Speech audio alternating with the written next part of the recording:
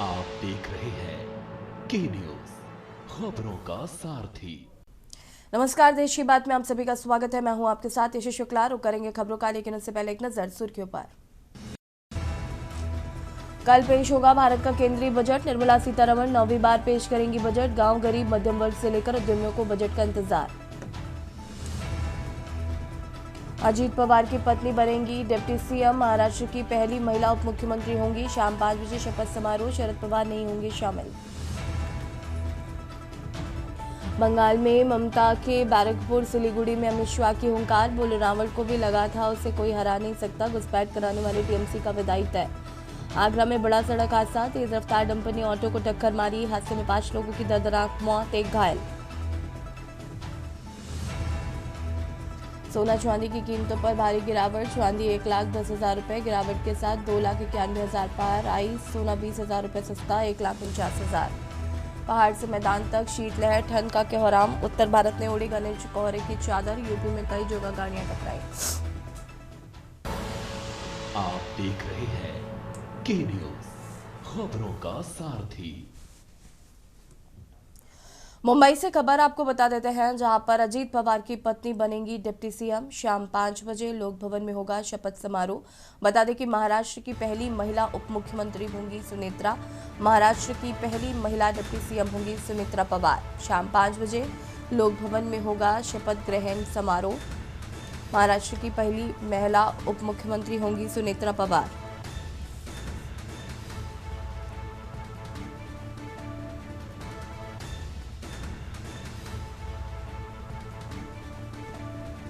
अजीत पवार की पत्नी बनेंगी डिप्टी सीएम। शाम 5 बजे लोक भवन में होगा शपथ ग्रहण समारोह।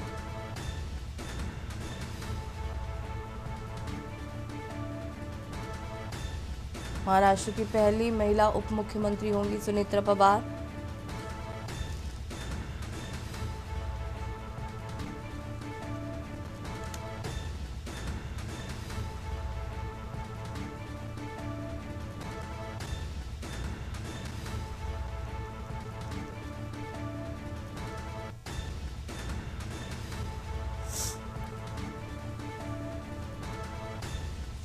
महाराष्ट्र की पहली महिला डिप्टी सीएम होंगी सुनेत्रा पवार। मुंबई से खबर, अजीत पवार की पत्नी बनेंगी डिप्टी सीएम। शाम 5 बजे लोक भवन में होगा शपथ ग्रहण समारोह।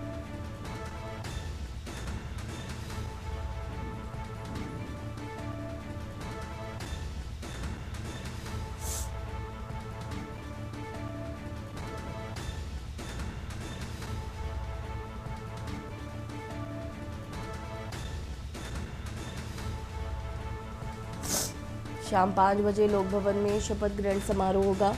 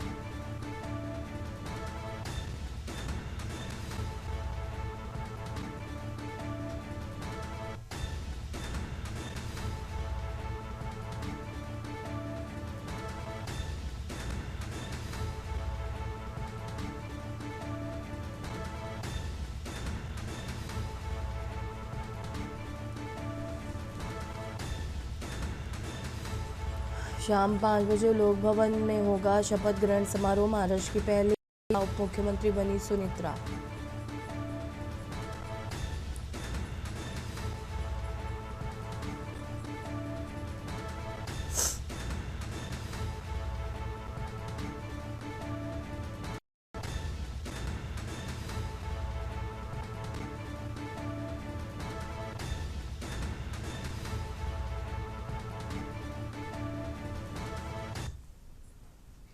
संत रविदास जयंती के अवसर पर बाल देख रेख संस्थान बालकुंज छछरौली में एक कार्यक्रम का आयोजन किया गया है, जिसमें बाल कल्याण समिति, जिला बाल संरक्षण इकाई और कई वक्ताओं ने संत शिरोमणि गुरु रविदास के जीवन से बच्चों को परिचित कराया। मुकेश कंसल ने सभी अतिथियों का स्वागत किया है। कार्यक्रम के में दीप प्रज्वलित कर पुष्प अर्पित किए गए।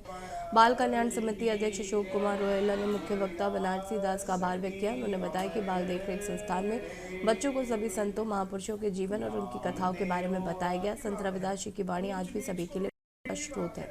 ये समानता का, समरसता का संदेश संत गुरु रविदास जी ने दिया है। किसी संत महापुरुष और शिरोमणि संत, इनके सम्मान में हम आए हैं। इसलिए ये जगह जहां उनका ये चित्र है, जहां वो विराजमान है,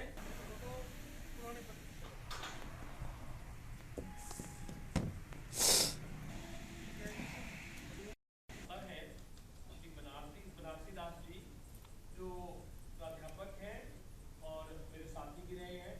महाराज की जय। गुरु रविदास शक्ति अमर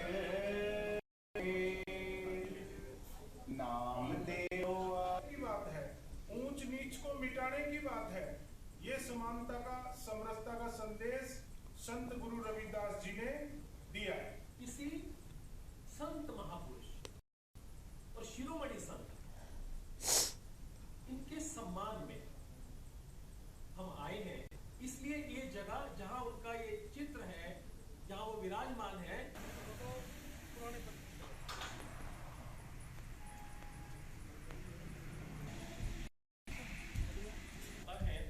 श्री बनारसी दास जी जो प्राध्यापक हैं और मेरे साथी भी रहे हैं। महाराज की जय। गुरु रविदास शक्ति अमर नाम देव की बात है, ऊंच नीच को मिटाने की बात है। ये समानता का, समरसता का संदेश संत गुरु रविदास जी ने दिया है। किसी संत महापुरुष और शिरोमणि संत, इनके सम्मान में हम आए हैं। इसलिए ये जगह जहां उनका ये चित्र है, जहां वो विराजमान है,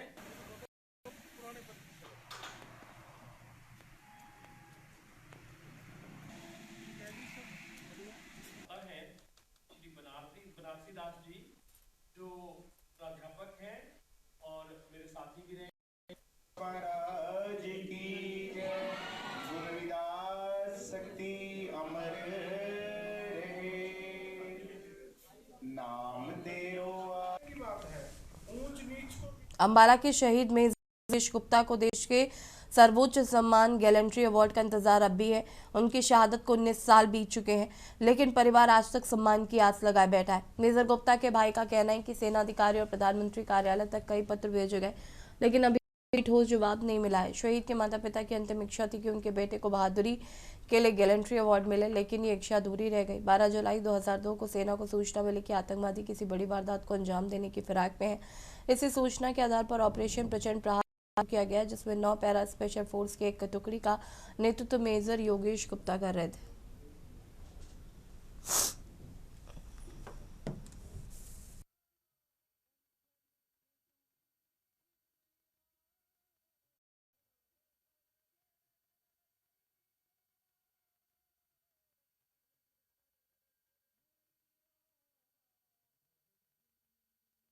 देखिए, ऐसा है कि किसी भी शहीद की शहादत के बाद एक आर्मी हेडक्वार्टर से एक कैजुअल्टी रिपोर्ट आती है।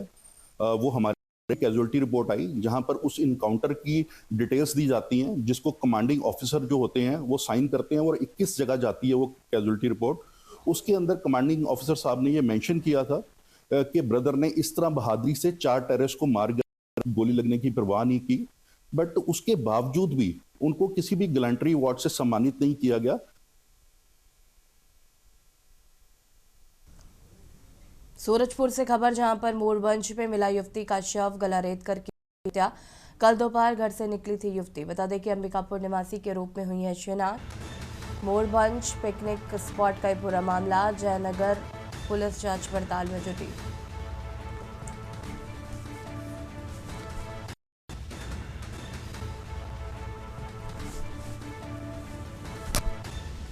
कल दोपहर घर से निकली थी युवती।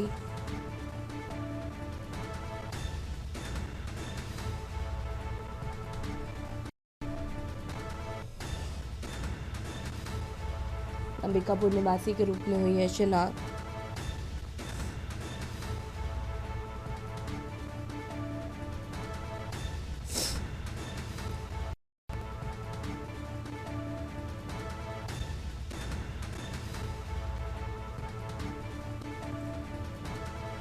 मोरबंच में मिला युवती का शव, सूरजपुर से खबर।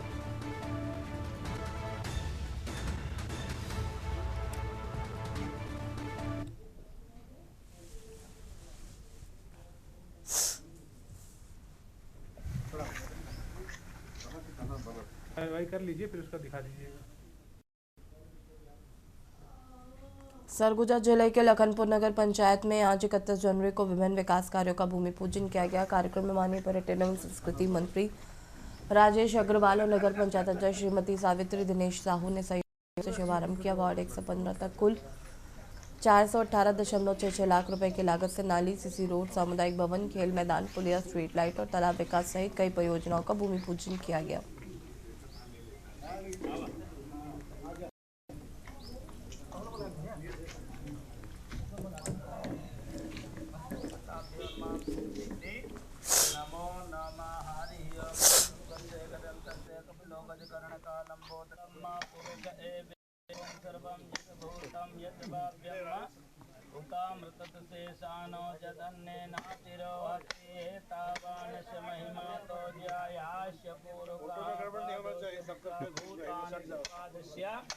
मृतन देवी त्रिपादुर्बहुदैर पुरुषः पादो भवत् पुनः ततो जिगुण।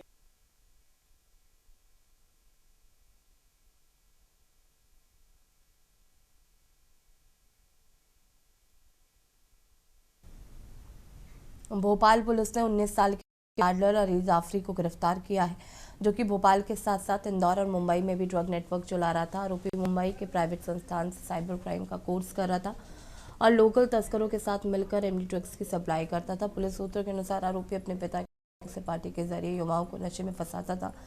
अली जाफरी को हाफिजा थाना इलाके में रहने वाला है और मुंबई से ड्रग्स खरीदकर भोपाल में सप्लाई करता था। तलाशी के दौरान उसके पास से 5 packet MD drugs, iPhone mobile जब्त किया गया, जिसकी कीमत करीब 2 लाख बताई जा रही थी।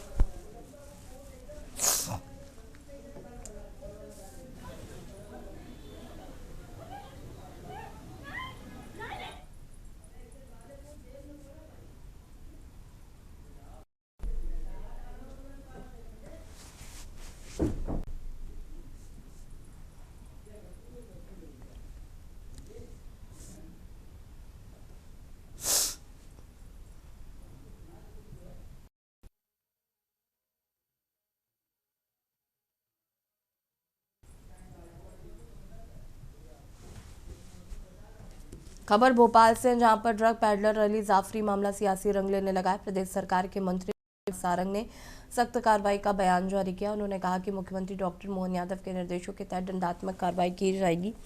अनर्गल काम करने वाले किसी भी व्यक्ति को बख्शा नहीं जाएगा।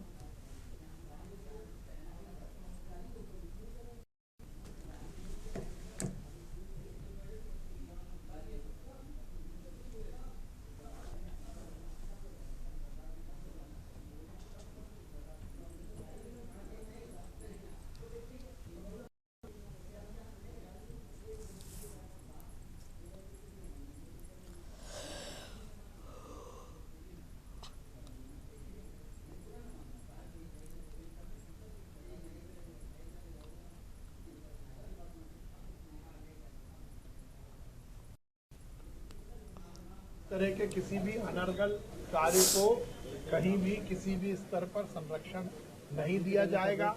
गिरफ्तारी हुई है और जांच होगी। इसका यदि कहीं कोई नेटवर्क है तो उसका भी खुलासा होगा और जो दोषियों पर सख्त कार्रवाई होगी। इस तरह की किसी भी हरकत को कहीं भी किसी भी स्तर पर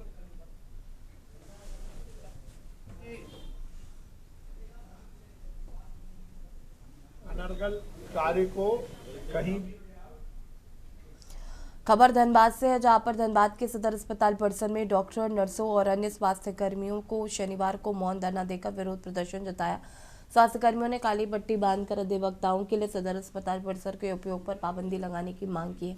स्वास्थ्य कर्मियों का कहना है कि बाउंड्री वॉल तोड़ने से अस्पताल की सुरक्षा और मरीजों के आवागमन में बाधा आएगी। इंडियन मेडिकल एसोसिएशन ने भी जोर दिया है कि अस्पताल परिसर में जाम और सुरक्षा की समस्या उत्पन्न हो सकती है। सदर अस्पताल के नोडल अधिकारी डॉक्टर संजीव कुमार ने बताया कि अधिवक्ताओं के आवागमन के लिए पहले ही अस्पताल की ओर से वैकल्पिक रास्ता दिया जा चुका है।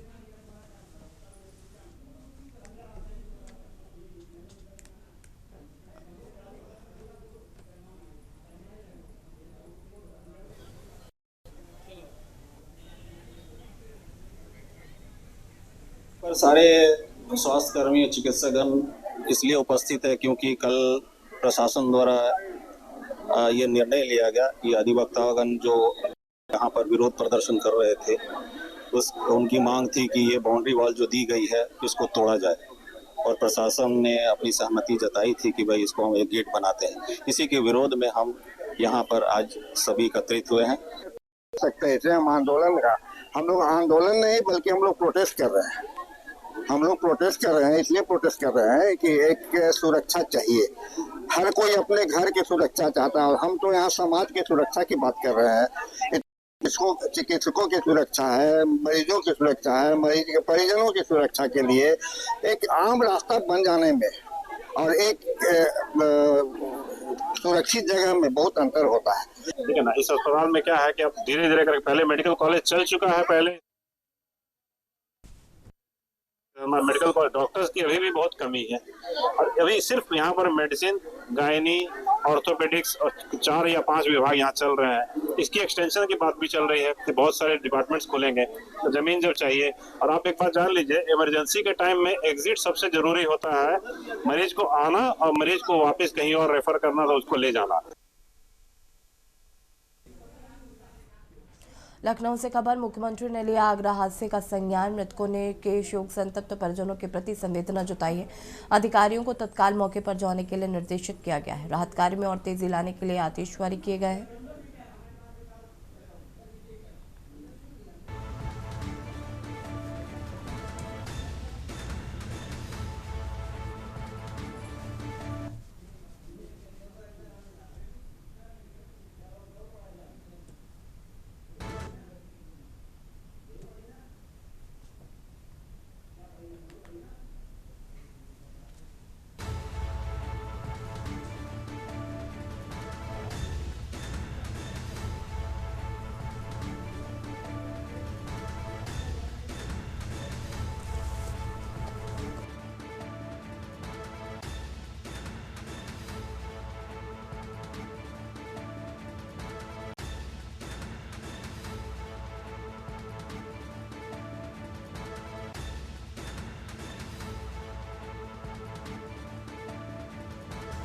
लखनऊ से खबर, जहां पर मुख्यमंत्री योगी आदित्यनाथ ने आगरा हादसे का संज्ञान लिया है। मृतकों के शोक संतप्त परिजनों के प्रति संवेदना जताई है।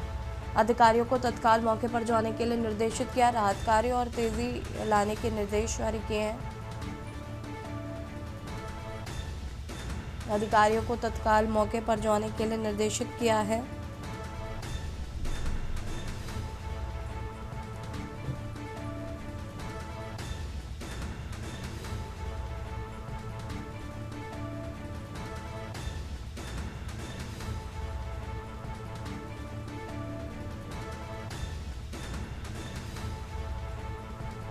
अधिकारियों को तत्काल मौके पर जाने के लिए निर्देशित किया है।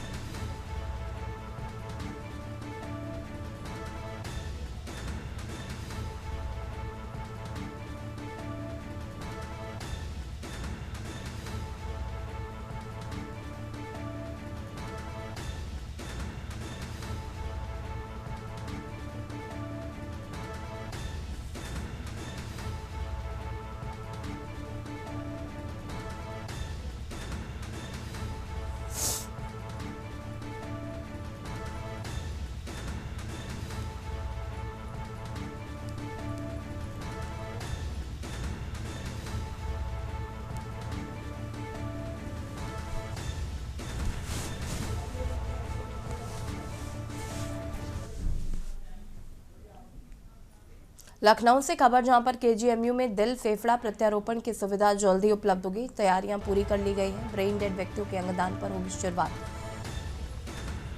शताब्दी भवन में विशेष ट्रांसप्लांट यूनिट पे अंग प्रत्यारोपण से जुड़ी सभी आधुनिक सुविधाएं मौजूद। केजीएमयू में पहले से ही कार्निया, लीवर और किडनी ट्रांसप्लांट, फेफड़ा और दिल प्रत्यारोपण भी संभव होंगे। प्रदेश के मरीजों को मिलेगा अत्याधुनिक इलाज का लाभ।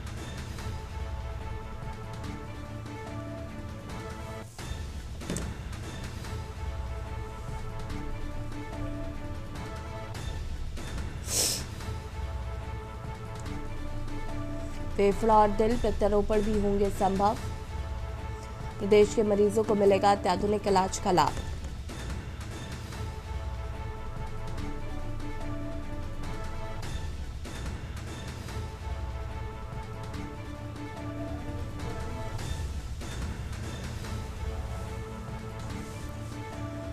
और इसी खबर पर ज्यादा जानकारी के लिए संवाददाता मनीष हमारे साथ जुड़ चुके हैं। मनीष, केजीएमयू में अब फेफड़े को लेकर भी जो सुविधाएं हैं प्रत्यारोपण से जुड़ी, वो अब मुहैया हो पाएंगी।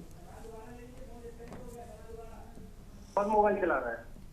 मनीष जी, आपको आवाज आ रही है?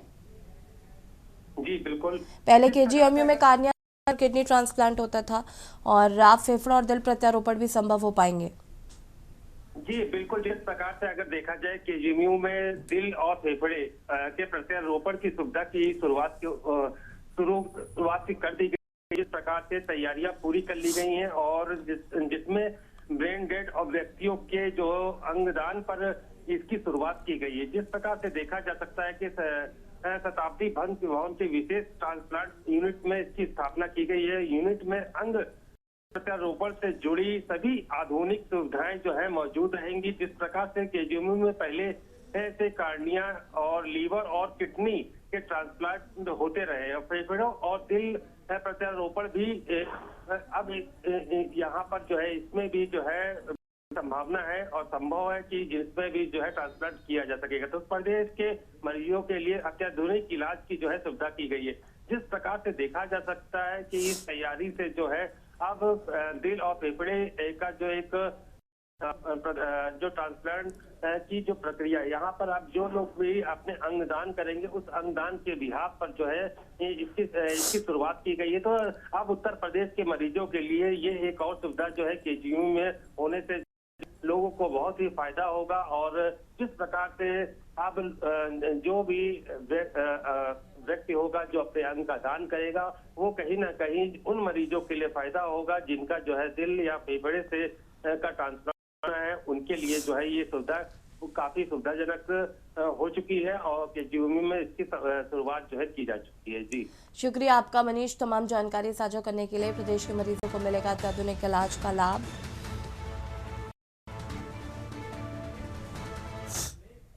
और यहाँ रुकेंगे छोटे से ब्रेक के लिए, जो हाजिर होता है। ब्रेक के बाद एक बार फिर से आप सभी का स्वागत है। लखनऊ से खबर आपको बता रहे हैं, जहां पर यूपी में 2 ग्राम पंचायतों के नाम बदले। सीएम के निर्देश पर 2 ग्राम पंचायतों के नाम बदले हैं। फिरोजाबाद की शिकोहाबाद की पंचायत के नाम बदले गए और मुरा खिरार का नाम हरिनगर करने का फैसला लिया गया है। हरदोई के विकासखंड भरावन की ग्राम पंचायत हाजीपुर का नाम बदलकर सियारामपुर किया गया है।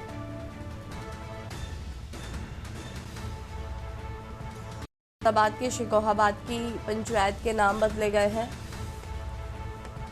और मुरा खिरार का नाम हरिनगर करने का फैसला लिया गया है।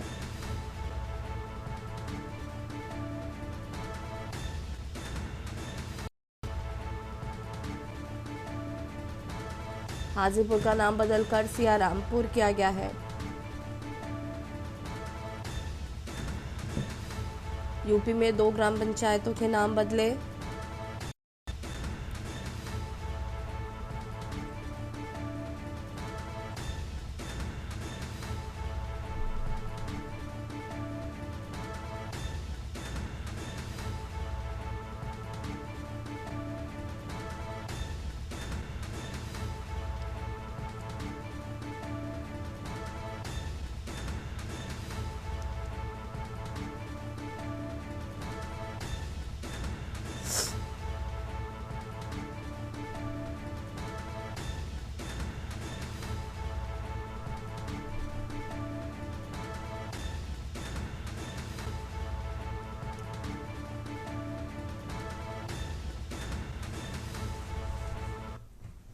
बाराबंकी से खबर जहां पर शिवपाल यादव ने दी श्रद्धांजलि। पूर्व मंत्री राजा स्वर्गीय राजीव कुमार सिंह को श्रद्धांजलि दी गई।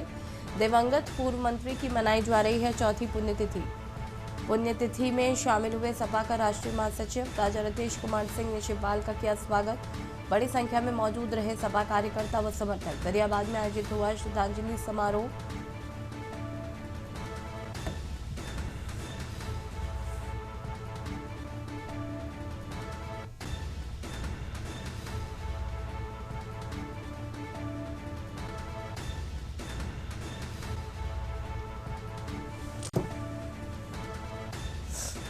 बड़ी संख्या में मौजूद रहे सपा कार्यकर्ता व समर्थक।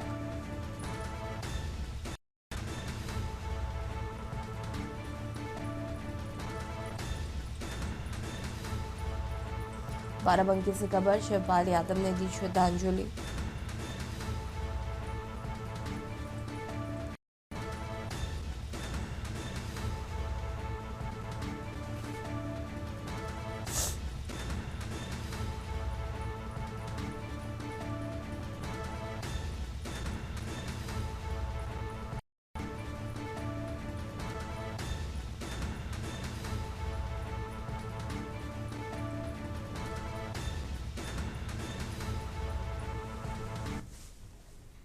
बदायूं में सवारी के लिए संग्राम। पर भिड़े टेम्पो और ई रिक्शा चालक। बता दें कि ककराला म्याऊ चौराहे पर हुआ दंगल। वीडियो सोशल मीडिया पर वायरल। बदायूं में सवारी के लिए सड़क पर संग्राम। ककराला म्याऊ चौराहे पर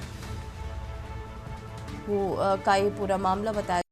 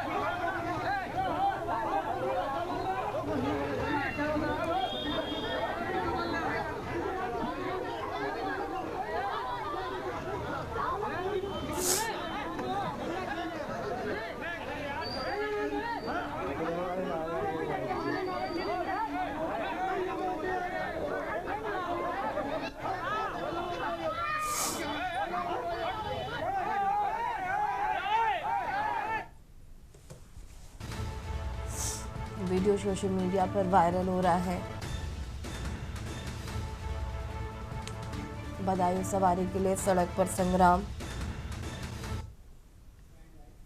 औरैया में आरटीओ की गाड़ी का हुआ घेराव। नेशनल हाईवे पर जमकर किया गया हंगामा। बता दें कि जमकर हुई झड़प। मोबाइल टूटने का दावा। सुरक्षा कर्मियों के सामने हुई अभद्रता। सोशल मीडिया पर वीडियो वायरल।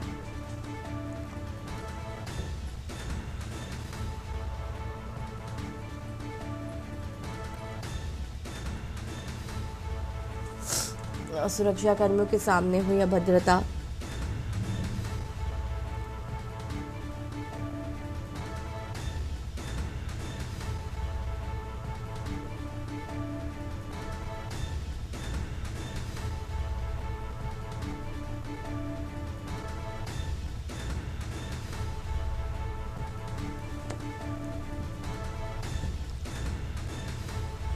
सुरक्षा कर्मियों के सामने हुई अभद्रता।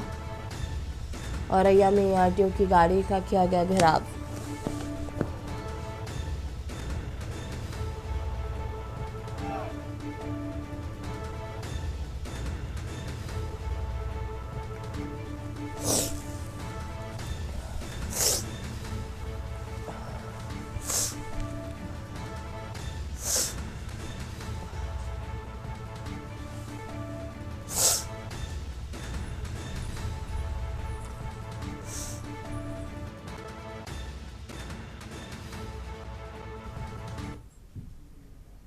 लखनऊ में विश्व हिंदू महासंघ ने शनिवार को बस्ती में राजभवन तक पदयात्रा निकालकर राज्यपाल को ज्ञापन सौंपा। इस दौरान सख्त जनसंख्या नियंत्रण कानून लागू करने की मांग जोरदार तरीके से उठाई गई। पदयात्रा में शामिल लोगों ने जनसंख्या नियंत्रण कानून लाओ, देश बचाओ के नारे लगाए। ज्ञापन में मांग की गई है कि 2 से अधिक संतान रखने वाले लोगों के खिलाफ कठोर कानून बनाया जाए और इसे सभी धर्मों और जातियों पर समान रूप से लागू किया जाए। प्रस्ताव में उल्लंघन करने वालों और गैर जमानती अपराध घोषित करना, सरकारी योजनाओं और मताधिकार से वंचित करना है, नागरिकता रद्द करना और राष्ट्रद्रोही घोषित करना शामिल है।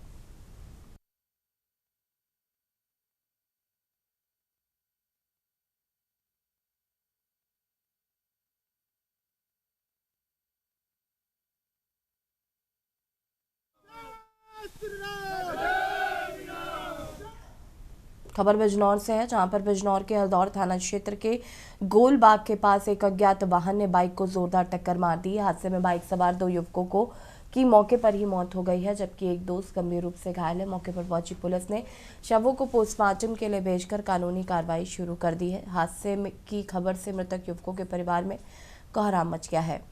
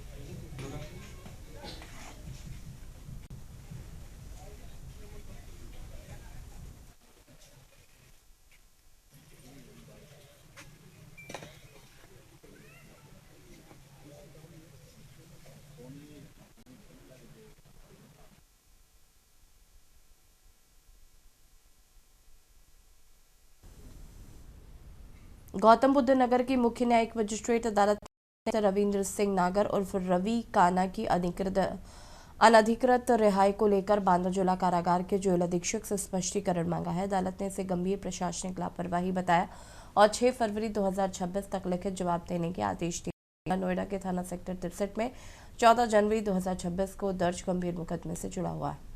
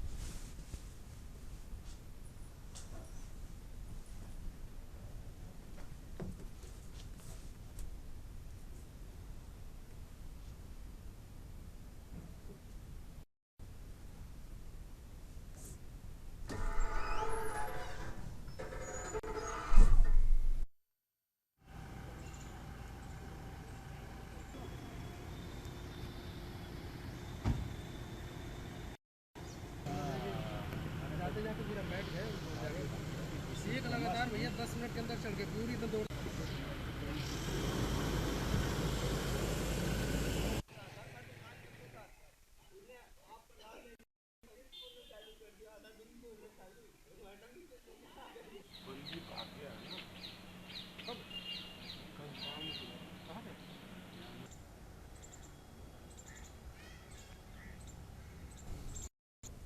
महोबा में मंत्री विधायक विवाद को लेकर पूर्व सांसद गंगाचरण राजपूत ने बड़ा बयान दिया है।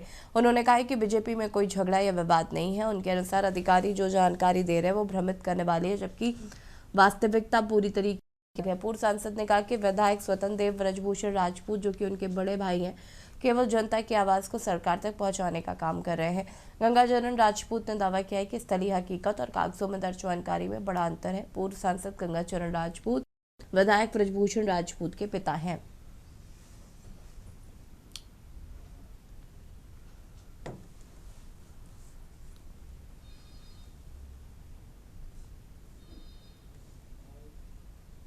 विधायक ब्रजभूषण राजपूत जनप्रतिनिधि हैं उन्होंने जनता की जो तकलीफ़ें हैं माननीय मंत्री जी के सामने प्रस्तुत की है। अब इसको थोड़ा मीडिया बढ़ा चढ़ा के पेश कर रहा है, ये कोई बगावत नहीं है। उसने पूरे अनुशासन के सहित अपनी बात मंत्री जी के समक्ष उन 50, 60, 100 जितने भी प्रधानों की गिनती नहीं है, उनकी बात, उनका जो ज्ञापन था वो मंत्री जी को दिया। बस इतनी सी बात है कि माननीय मंत्री जी परीक्षण करवा लें, अधिकारी आपको गलत फीडबैक दे रहे हैं, इतनी सी बात है। और इसमें कोई विधायक मंत्री का झगड़ा नहीं, वो हमारे सम्मानित मंत्री हैं।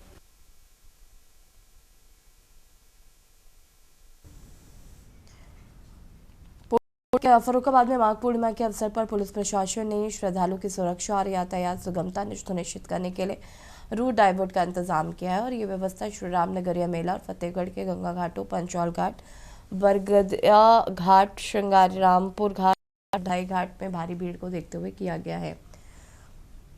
पुलिस अधीक्षक आरती सिंह ने बताया कि भारी माल वाहक वाहन जैसे ट्रक, टैंकर, डीसीएम, डंपर व लोडर के लिए 31 जनवरी की रात 8 बजे से कार्यक्रम समाप्ति तक अलग रूट किए गए हैं।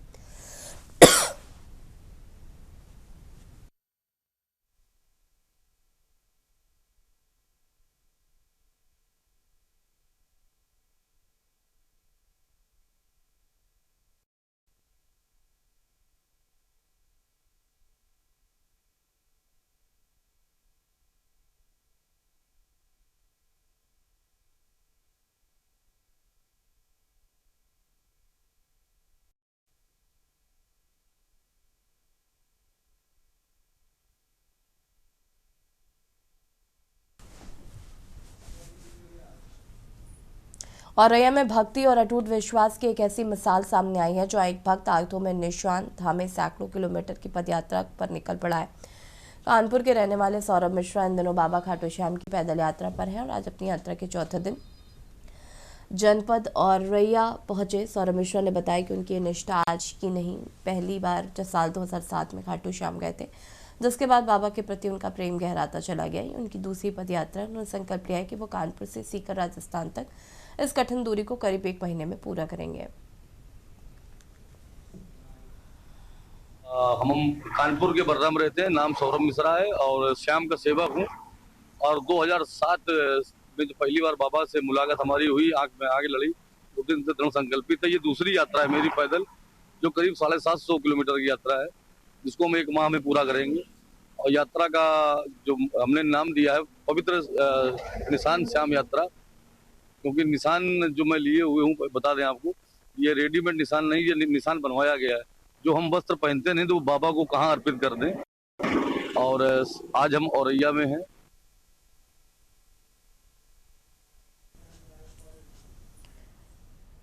अवैध कोडीन युक्त कफ सिरप तस्करी से जुड़े संगठित अपराध के खिलाफ बड़ी कार्रवाई करते हुए पुलिस ने मुख्य अभियुक्त तो भोला प्रसाद और उसके परिजनों की करीब 6 करोड़ रुपए की चल अचल संपत्ति कुर्क की है। इससे पहले भी 28.50 करोड़ रुपए की संपत्ति जब्त की जा चुकी है। पुलिस अधीक्षक अभिषेक वर्मा के निर्देशन में मादक पदार्थ तस्करी के विरुद्ध चलाए जा रहे अभियान के तहत रॉबर्ट्सगंज में दर्ज मुकदमे में नामजद अभियुक्त भोला प्रसाद जायसवाल निवासी वाराणसी के खिलाफ ये वैधानिक कार्रवाई की गई है।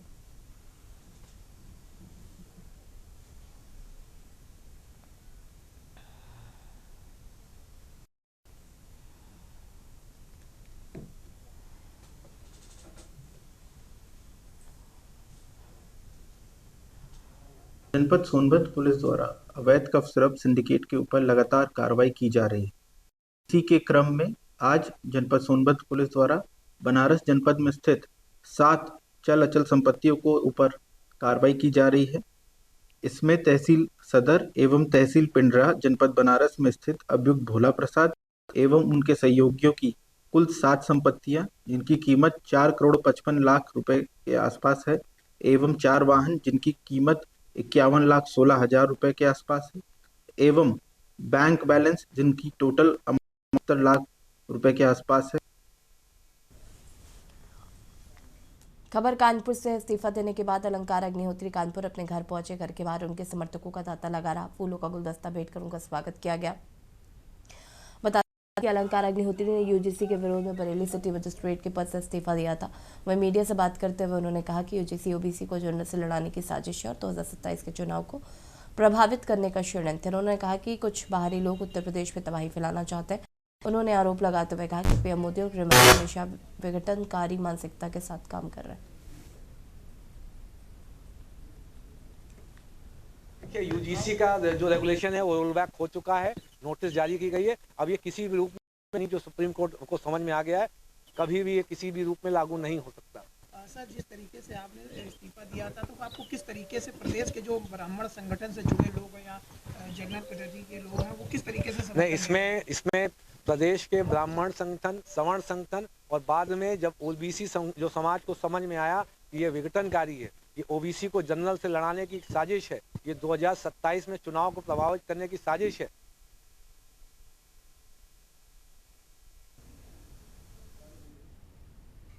अल्मोड़ा नगर क्षेत्र में बढ़ते बंदरों के आतंक को नियंत्रित करने के लिए नगर निगम ने विशेष अभियान शुरू किया। अब तक 54 बंदरों को पकड़कर बंध्याकरण किया गया है, उन्हें सुरक्षित जंगलों में छोड़ा गया है। शहर में बंदरों की बढ़ती संख्या के कारण घरों में सामान खराब होना, लोगों पर हमला और बाजार में उत्पात आम हो गया था।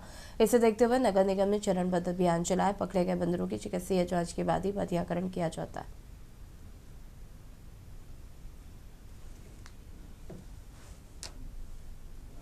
देखिए, विगत 1 साल हो गए हैं नगर निगम को बने हुए। हमारी 1 साल से यही मांग थी कि जल्द से जल्द बंदरों को पकड़ने का अभियान हम पूरे नगर क्षेत्र में चलाया जाए, जिसमें हमने इसको लेकर 3 दिवसीय धरना भी दिया और हमारी बात भी मानी गई। और विगत 2 दिन से अभियान शुरू हो चुका है। देखिए, बंदर ऐसी समस्या हो गई है जो पूरे नगर क्षेत्र को लेकर, पूरे गाँव क्षेत्रों में, पूरे उत्तराखंड की हम समस्या मानेंगे। ये जो है, इसमें वर्तमान में जो माननीय महापौर और नगर आयुक्त महोदय के संयुक्त प्रयासों से नगर की जनता को जो बंदरों के आतंक से निजात पाने के लिए नगर निगम द्वारा 29 दिसंबर 2026 से बंदर पकड़ने का कार्य किया जा रहा है। खबर ऋषिकेश से, जहां पर बापू ग्राम बचाव संघर्ष समिति 2 फरवरी को अपनी मांगों के समर्थन में विशाल जन रैली निकालने जा रही है और ये रैली समिति द्वारा 20 दिन से आंदोलनरत रहने के क्रम में आयोजित की जा रही है। समिति का कि आंदोलनरत परिवार अपनी मांगे उठाकर सरकार तक ज्ञापन पहुंचाए और सर्वोच्च न्यायालय में भी अपनी बात रखे।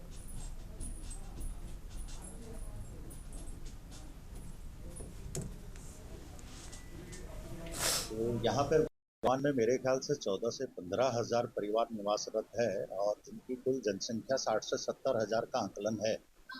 और ये जो पीड़ा है, ये जो दर्द है, ये पूरे क्षेत्र का है। तो हमें तो उम्मीद है कि 40-50 हजार रुपये आएगा, क्योंकि अपने हक और हकूक की लड़ाई है, अपने छत को बचाने की लड़ाई है। तो हमने जनता से आह्वान किया है कि आप आएँ, और जो सरकार इस टाइम जो है कुंभकर्ण की नींद सोई हुई है और हमारी तरफ उनका ध्यान बिल्कुल भी नहीं हो पा रहा है। अपनी छतों को खोने के डर से आंदोलन कर रहे हैं। पिछले 20-21 दिन से लगातार धरना कर रहे हैं बापूराम क्षेत्र, और साथ साथ हम लोग सर्वोच्च न्यायालय में भी हम जाने की तैयारी कर रहे हैं। तो लगता है कि इसी माह फरवरी में ही हम लोग 12 तारीख के आसपास सर्वोच्च न्यायालय में दायर कर देंगे। ये भी तक हमारे रणनीति। लक्सर में क्षेत्रीय खाद्य पूर्ति निरीक्षक और महिला राशन डीलर के बीच जारी तनातनी लगातार बढ़ती जा रही है। शुक्रवार की देर शाम मिर्जापुर निवासी राशन डीलर सुषमा पत्नी सोमवीर चौधरी उपभोक्ताओं के साथ लक्सर कोतवाली पहुंची और निरीक्षक बबीता देवी के खिलाफ तहरीर दी है। सुषमा ने आरोप लगाया है कि क्षेत्रीय खाद्य पूर्ति निरीक्षक ने उनसे 50,000 रुपए की मांग की है और मना करने पर उनकी दुकान सीज कर धमकी दी है। उन्होंने ये भी कहा है कि निरीक्षक द्वारा सभी राशन डीलरों को परेशान किया जाता है और उनके साथ साथ धक्का मुक्की की गई है। पुलिस फिलहाल मामले की जांच पड़ताल में जुटी हुई है। मैडम ने राशन के लिए पर्ची बनाने के दी है औरतों को और मर्दों को, सबको, और राशन बांटने के लिए सबको बुलाया था। अचानक मैडम को कहाँ से सूचना मिली कि वो राशन नहीं बांट रहे हैं और पर्ची दे रही है। आके बहसा ही करने लगी। मैडम को ये भी दिखाया कि राशन रखा हुआ है हमारे पास और वितरण कर रहे हैं। जबरदस्ती मैडम ताला लगा के गई है। मैं 5:15 का समय था, तो मैं आई, मेरी पब्लिक राशन लेती, मैं राशन वितरण कर रही थी, तो मैं पब्लिक राशन मैं आई तो तुरंत आते ही कहने लगी तुम ऐसे कैसे कर रहे हो, क्या ये इस तरह सही है, और हमारे खिलाफ कंप्लेन गया, जबकि मेरे खिलाफ कोई कंप्लेन नहीं गई थी। इसने एक बंदे को बुलाया और वो मेरे खिलाफ भड़काया। वहां पे आते सार इसना गरीब जनता राशन ले रही और वो 2 महीने से पहले से ही ऑलरेडी परेशान हो, तो उन्हें और वहां ताला लगा दिया गया। तो सर मैं क्या करूँ, मैं तो खाने में तहरीर देने के लिए जब आई, जब इन्होंने मजबूर कर दिया। मेरी जनता इतनी परेशान है कि 2 महीने से न राशन नहीं मिला। एक के घर में रोटी का चूल्हा जलाने को कुछ अनाज के उसका कोटे के ना अनाज सलाह कोई राशन नहीं मिलता बेचारा को। खबर महोबा से है, जहां पर कल मंत्री और विधायक में हुई बहस के बाद डीएम भारद्वाज का बयान सामने आया है। डीएम गजल भारद्वाज ने महोबा जिले के जल जीवन मिशन के कार्यों की जानकारी देते हुए बताया कि 5 परियोजनाओं से संबंधित 344 ग्रामों में 3224 किलोमीटर की पाइपलाइन बिछवाने का लक्ष्य रखा गया था। अब तक 3205 किलोमीटर पाइपलाइन बिछवाने का कार्य पूरा कराया जा चुका है। साथ ही 1,12,032 घरों को पानी के पाइपलाइन की कनेक्टिविटी भी दी जा चुकी है। डीएम ने कहा है कि पाइपलाइन बिछवाने के दौरान जिले में लगभग 1,131 किलोमीटर की सड़कों को क्षतिग्रस्त किया गया था।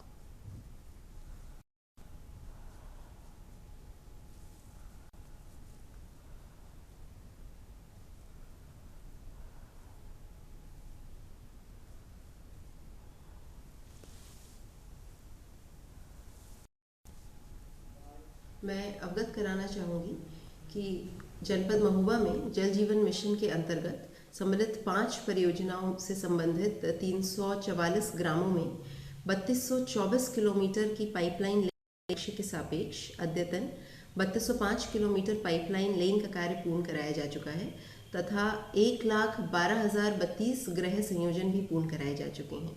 इस पाइपलाइन लेन के दौरान जनपद में लगभग 1131 किलोमीटर की सड़कों को क्षतिग्रस्त किया गया था, जिसके सापेक्ष अद्यतन 1118 किलोमीटर की रोड रिस्टोरेशन का कार्य जनपद में पूर्ण कराया जा चुका है।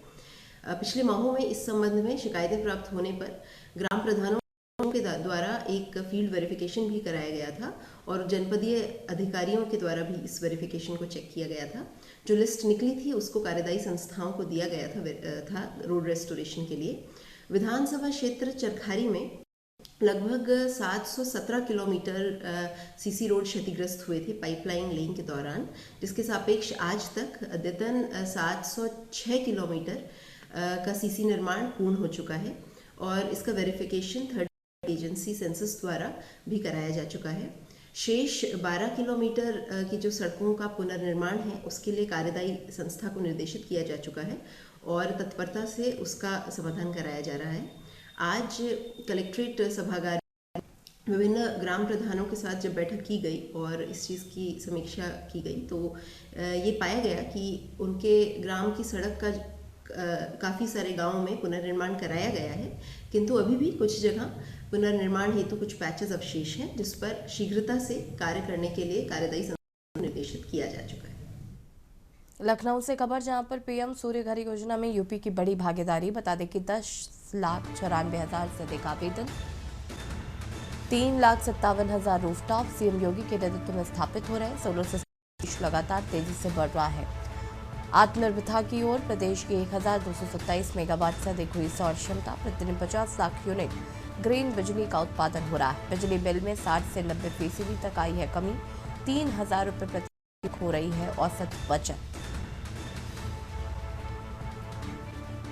13 से 15 लाख टन कार्बन डाइऑक्साइड उत्सर्जन में कमी। नेट जीरो वर्ष 2070 तक लक्ष्य को सरकार का समर्थन।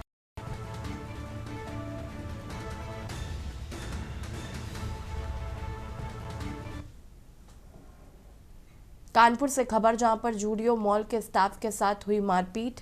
मॉल के बाहर युवक के साथ जमकर हुई है। दबंग युवक मारपीट करने के बाद हुए फरार। मारपीट का वीडियो सीसीटीवी कैमरे में कैद हो रहा है। सीसामऊ थाना क्षेत्र के जूडियो मॉल का ही पूरा मामला बताया जा रहा है। दबंग युवक मारपीट के बाद फरार। मारपीट का वीडियो सीसीटीवी में हुआ कैद।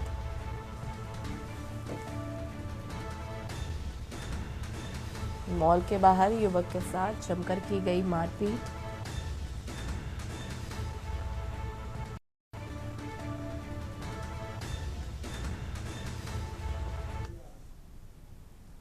जिले के भटनी नगर पंचायत क्षेत्र में नगर पंचायत की भूमि, सार्वजनिक भूमि और धार्मिक भूमि ठाकुर द्वारा मंदिर की जमीन पर फर्जी इंजवाज अवैध कब्जा और बिक्री किए जाने का मामला सामने आया है। इस पूरे मामले को लेकर भटनी बाजार नगर पंचायत अध्यक्ष विजय कुमार गुप्ता ने आरोप लगाते हुए मुख्यमंत्री योगी आदित्यनाथ को शिकायत पत्र भेजकर उच्च स्तरीय जांच और जमीनों को पूर्व स्थिति में बहाल कराने की मांग की है।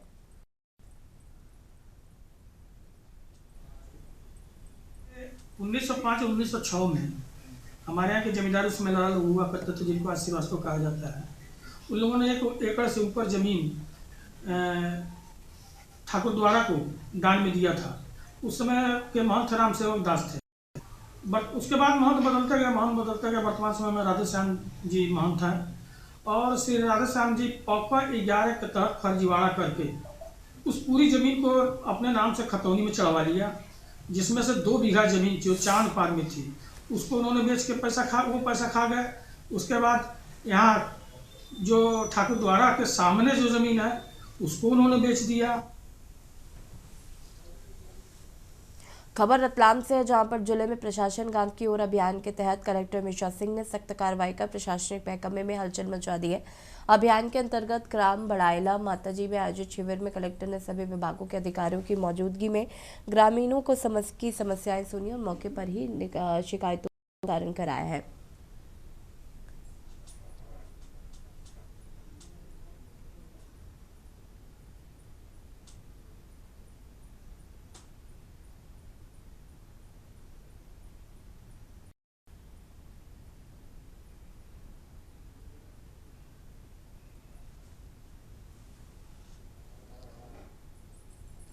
प्रशासन गांव की ओर की आज हमारी ये 7वीं विजिट है, जिसके अंदर हम लोगों ने आज अयाला माताजी क्लस्टर में विजिट करा था।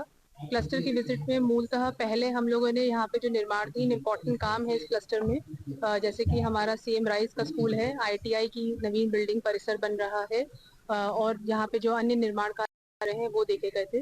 अयाना में हम लोगों के द्वारा कृषि चौपाल का आयोजन करा गया था, जिसमें चूंकि अयाना का क्लस्टर हम लोगों का नेचुरल फार्मिंग में सेलेक्ट हो गया है, तो वहाँ पे किसान जिन्होंने अपने आप को उसमें वो सहभागिता करी है उनसे हम लोग रूबरू हुए थे और भी हमारे किसान भाई हैं जिन्होंने उसमें जुड़ने की सहमति हमको दिखाई थी। और देश की बात में फिलहाल लगता है, देखते रहिए के न्यूज़ इंडिया। नमस्कार।